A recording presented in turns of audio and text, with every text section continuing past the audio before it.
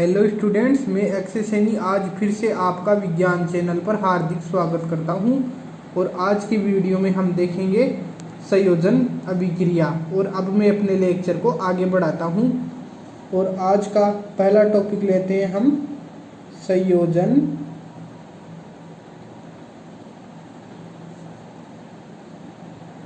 अभिक्रिया।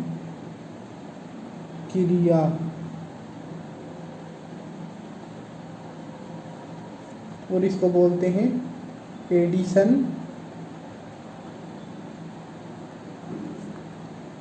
रिएक्शन।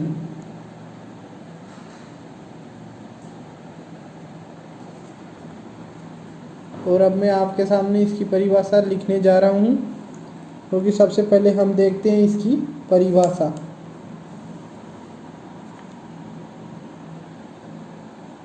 वह अभिक्रिया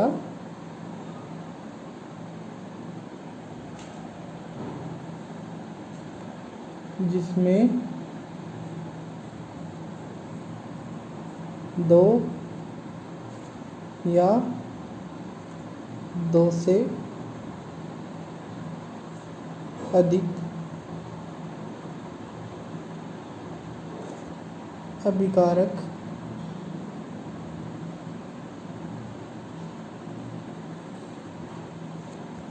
मिलकर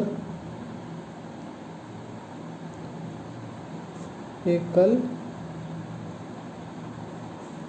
उत्पाद बनाते हैं, संयोजन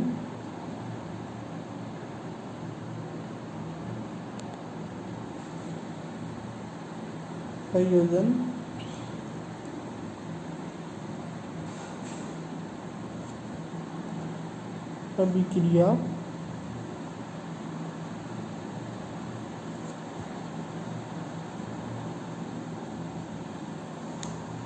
कहलाती है। जैसे मैंने यह परिभाषा लिखी हुआ है, अभिक्रिया जिसमें दो या दो से अधिक अभिकारक मिलकर एकल उत्पाद बनाते हैं, संयोजन अभिक्रिया कहलाती है। जैसे मैं एक संयोजन अभिक्रिया का उदाहरण देता हूँ, कार्बन प्लस O2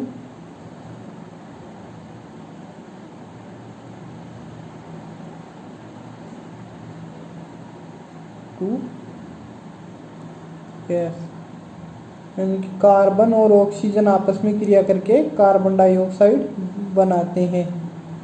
और जैसे मैंने यह परिभाषा बोली, वह अभिक्रिया जिसमें दो या दो से अधिक अभिकारक मिलकर एकल उत्पाद बनाते हैं, संयोजन अभिक्रिया कहलाती है। दो या दो से अधिक अभिकारक मिलकर एकल उत्पाद बनाते हैं। एकल का अर्थ है एक ही उत्पाद बनाते हैं। जैसे मैं एक और अभिक्रिया लिखता हूँ आपके सामने, 2H2 gas plus O2 gas और 2H2L। इसमें भी वही है कि वह अभिक्रिया जिसमें दो या दो से अधिक अभिकारक मिलकर एकल उत्पाद बनाते हैं। और अब हम इसी के अंतर्गत लेते हैं एक ऊष्मा सेपी अभिक्रिया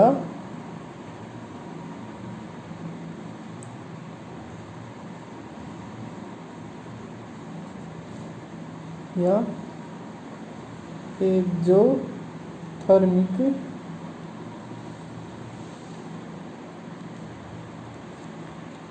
रिएक्शन।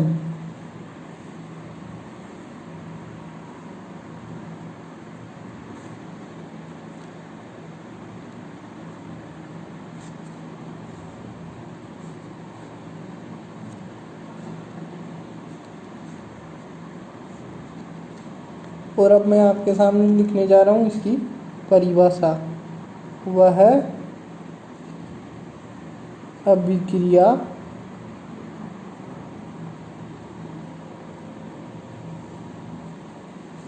जिसमें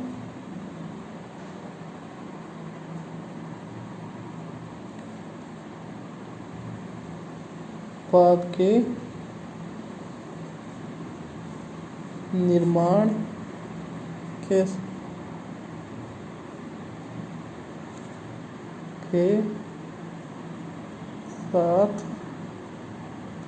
साथ अभिक्रिया जिसमें उत्पाद के निर्माण के साथ साथ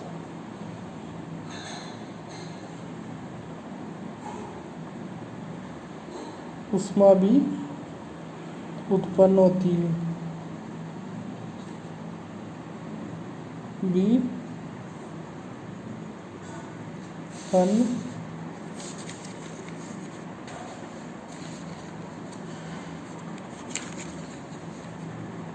होती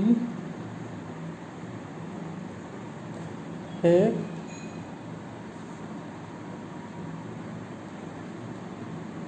ऊष्मा से भी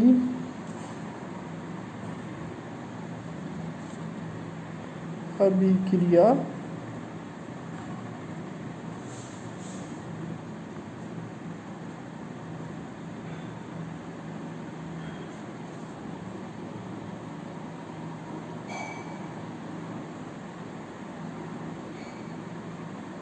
कहलाती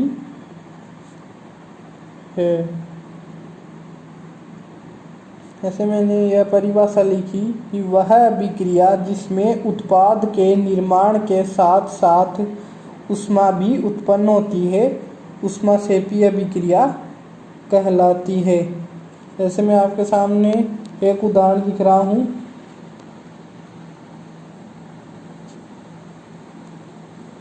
प्राकृतिक gas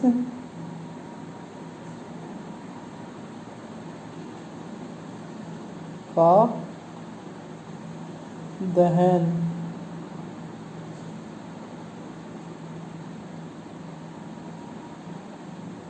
CH4 gas plus 2O2 gas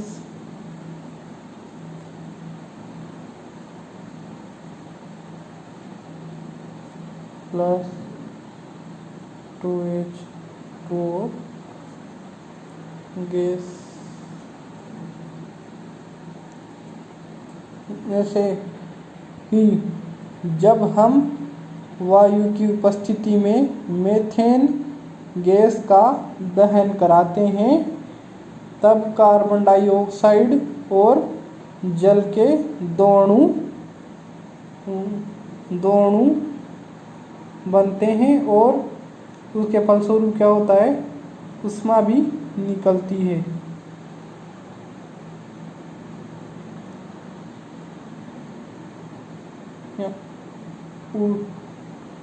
energy भी मुक्त होती है। और फिर जैसे मैंने यह बोली परिभाषा, वह अभिक्रिया जिसमें उत्पाद के निर्माण के साथ साथ ऊष्मा भी उत्पन्न होती है, ऊष्मा सेपी अभिक्रिया कहलाती है। ऐसे उत्पाद का निर्माण भी हो रहा है और ऊष्मा भी उत्पन्न होती है। और इधर मैंने ऊर्जा क्यों लिखा, क्योंकि ऊष्मा क्या होती है, वो ऊर्जा का ही दूसरा रूप होती है, जो हमने छोटी कक्षाओं में पढ़ा है। और अगला उदाहरण देखते हैं इसका, श्वसन की प्रक्रिया। तो इस श्वसन की प्रक्रिया में क्या होता है कि श्वसन की प्रक्रिया के दौरान हमारे शरीर की कोशिकाओं में उपस्थित ऑक्सीजन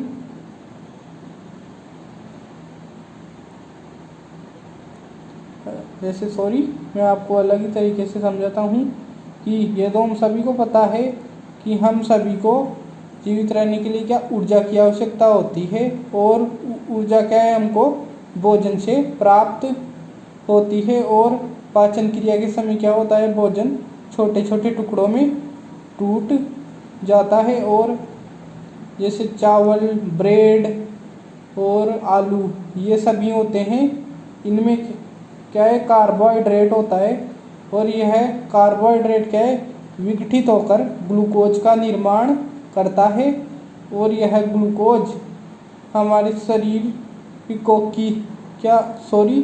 ये हमारे शरीर की कोशिकाओं में उपस्थित ऑक्सीजन के साथ जुड़ जाता है यह ग्लूकोज और ऊर्जा उत्पन्न करता है और इसी ऊर्जा का प्रयोग हम हमारे दैनिक जीवन के कार्यों में करते हैं।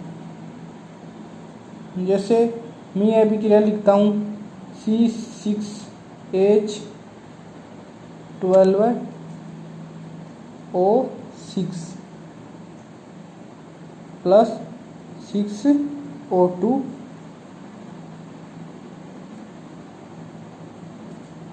और ये क्या है, एक्वस, और O2 भी क्या है नर, एक्वस, और 6CO2 ये भी क्या है, एक्वस, और प्लस 6H2O ये क्या है, लिक्विड, और प्लस ऊर्जा।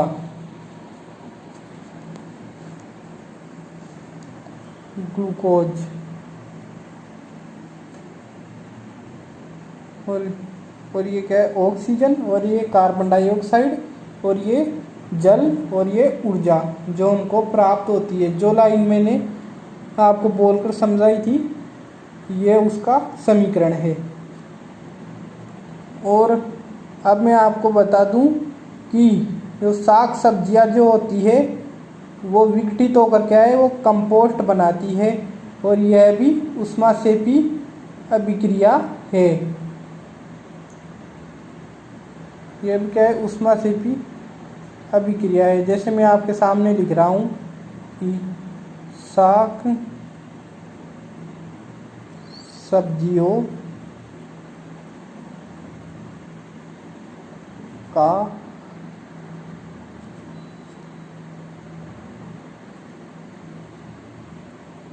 विघटित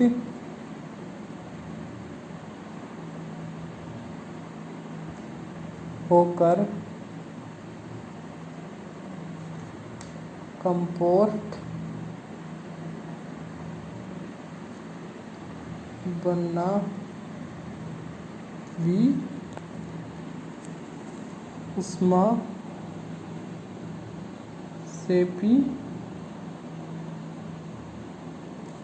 अभिक्रिया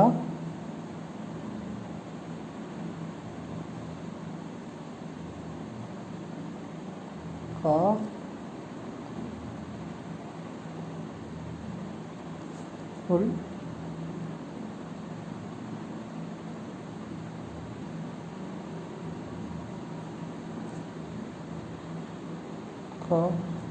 उदाहरण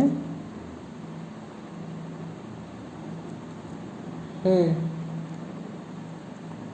और अब हम देखते हैं इसका चौथा उदाहरण कि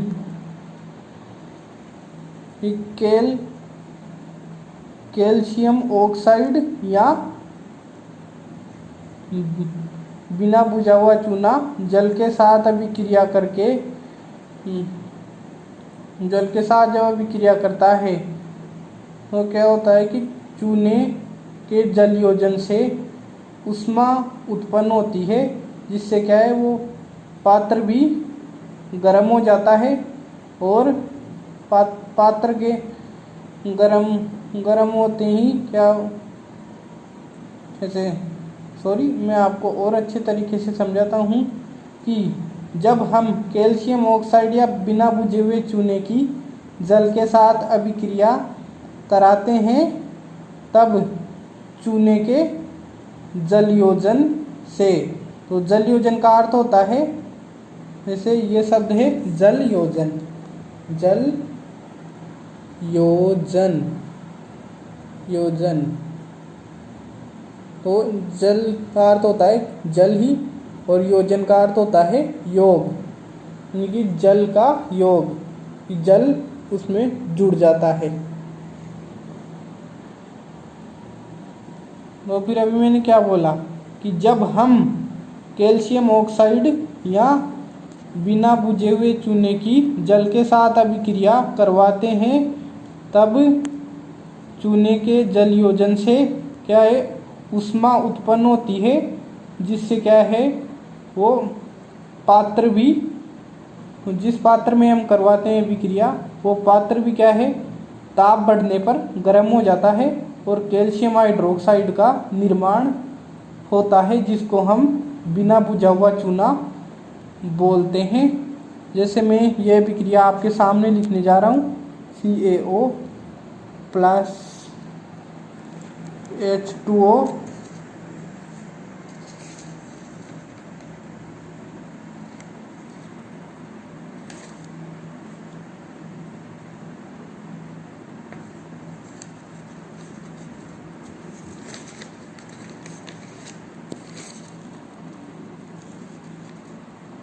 H2O CaO क्या है S और H2O क्या है इधर लिक्विड, और CaOH होल ट्वाइस 2 ये क्या है जलीय विलयन, और इसके फलस्वरूप क्या है ऊष्मा उत्पन्न होती है।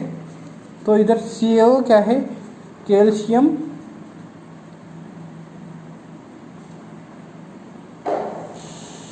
ऑक्साइड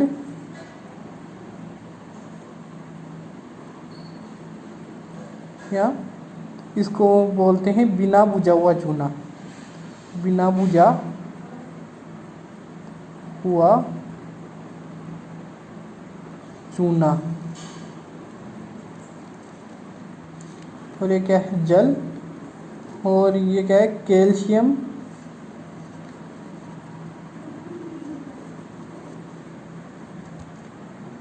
हाइड्रोक्साइड,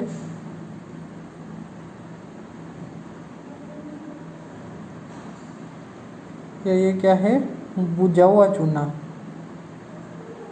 बुझा हुआ चूना।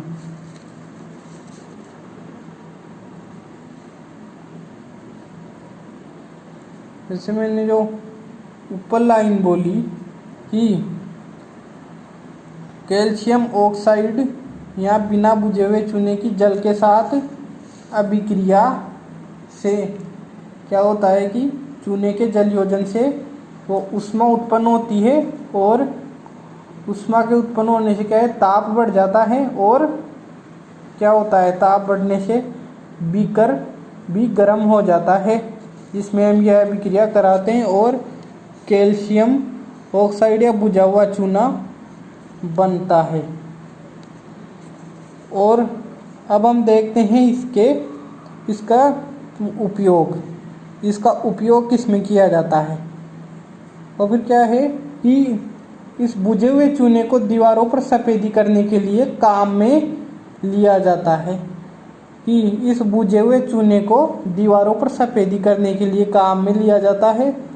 और यह बुझा हुआ चूना क्या है वायु के साथ धीमी गति से विक्रिया करके दीवार पर कैल्शियम कार्बोनेट की परत बना देता है, जो दीवारों पर सफ़ेद चमक उत्पन्न कर देता है और दीवारें सफ़ेद और चमकदार दिखाई देती है। जैसे आपको परीक्षा में पूछ ले कि दीवारें सफ़ेद और चमकदार क्यों दिखाई देती है, तो ऐसे लिख देना कि बुझा हुआ चूना वायु में विद्यमान कार्बन डाइऑक्साइड से धीरे धीरे अभिक्रिया करके दीवार पर CaCO3 या कैल्शियम कार्बोनेट बना देता है और दीवारें सफ़ेद और चमकदार दिखाई देती है। यह चमक सफ़ेद मार्बल जैसी हो जाती है और इसको हिंदी में संगमरमर बोलते हैं। और मार्बल जो हम सभी यूज में लेते हैं शब्द, सफ़ेद मार्बल जैसी हो जाती है दीवारें, क्योंकि रासायनिक रूप से सफ़ेद मार्बल भी CaCO3 कैल्शियम कार्बोनेट ही होता है, अर्थात श्वेत मार्बल का रासायनिक सूत्र भी CaCO3 ही है। जैसे आपको परीक्षा में पूछ ले कि श्वेत मार्बल या संगमरमर का रासायनिक सूत्र क्या है, तो आप ये लिखाओगे CaCO3, तो आपको आराम से 1 नंबर मिल जाएगा। और अभिक्रिया निम्न प्रकार से होती है। जैसे मैं अभिक्रिया लिखने जा रहा हूँ आपके सामने, CaOH होल ट्वाइस 2, जो मैंने आपको बता दिया ऊपर, ये क्या है, बिना बुझा हुआ चूना, और ये क्या है, एक्वस, और ये क्या है, एक्वस। और CO2 गैस, और ये क्या है, CaCO3, और ये क्या है, कैल्शियम कार्बोनेट, कैल्शियम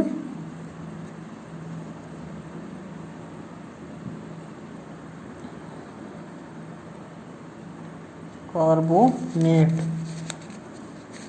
और ये CaCO3 क्या है, S सॉलिड, और प्लस H2O जल बना लेता है। और ये क्या है, लिक्विड। जो मैंने लाइन ऊपर बोली थी उसको मैंने अभिक्रिया के रूप में आपको समझा दिया है। और इस वीडियो को देखने के लिए आपको बहुत बहुत धन्यवाद। और अगर आप इस चैनल पर नए हो तो प्लीज़ आप इसे सब्सक्राइब कीजिए और इस वीडियो को लाइक भी कीजिए अगर पसंद आया हो तो। जय हिंद, जय भारत।